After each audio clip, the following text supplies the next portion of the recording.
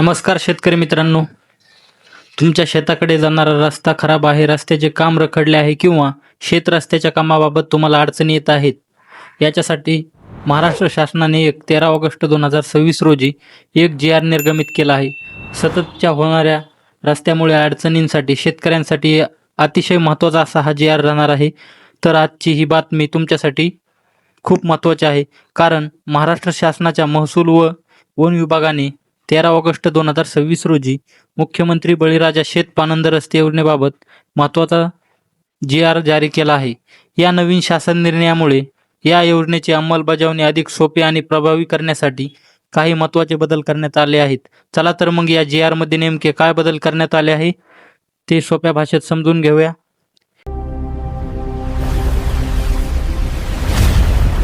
बघू शकता मित्रांनो, आपल्या स्क्रीनवरती हा 13 ऑगस्ट 2026 चा GR आपल्याला स्क्रीनवरती दिसत आहे. चला तर याचे समजून घेऊया.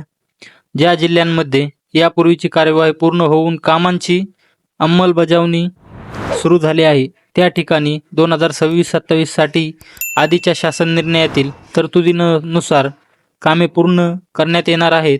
मात्र ज्या ठिकाणी अद्याप कार्यवाही सुरू आहे किंवा अंमलबजावणी सुरू झालेली नाही, तसेच पुढील आर्थिक वर्ष 2027-28 साठी शासनाने नवीन पद्धत सांगितली आहे. यामध्ये जिल्हास्तरीय समिती कंत्राटदारांची टेक्निकल क्वालिफिकेशन म्हणजे तांत्रिक पात्रता निश्चित करणार आहे आणि या कामासाठी L1 रेट म्हणजे अंतिम प्रति तास दर ठरवला जाणार आहे. म्हणजे आपल्याला कंत्राटदारासाठी आता सर्टिफिकेट लागणार आहे. महत्त्वाची गोष्ट म्हणजे हा दर निश्चित करण्याच्या प्रक्रियेदरम्यान कंत्राटदाराकडून परफॉर्मन्स सिक्युरिटी म्हणून कोणतीही सुरक्षा ठेव घेण्यात येणार नाही. यानंतर कंत्राटदारांची यादी विधानसभा क्षेत्रीय समिती तयार करणार असून पात्र कंत्राटदारांचे पॅनल तयार केले जाणार आहे.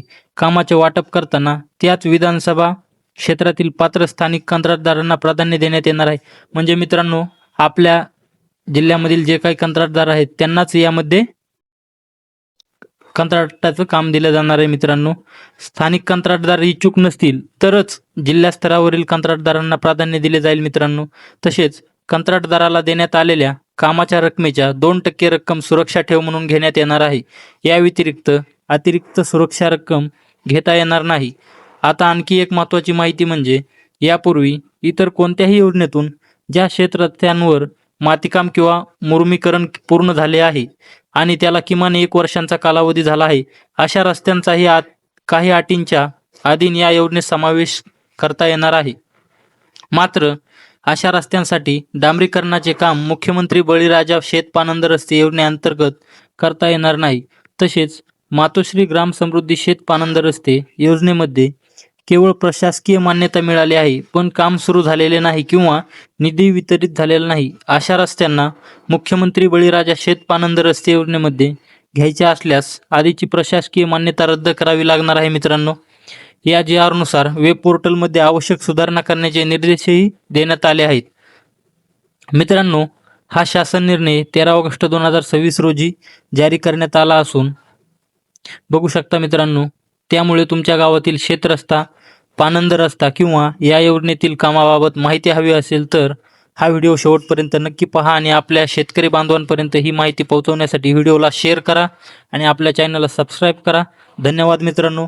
आणि हा शासन निर्णय डाउनलोड करण्यासाठी www.maharashtra.government.in या वेबसाईटवरती आपल्याला हा GR भेटून जाईल. मित्रांनो, धन्यवाद. अशाच नवीन अपडेटसाठी आपल्या चॅनलला सबस्क्राईब करा.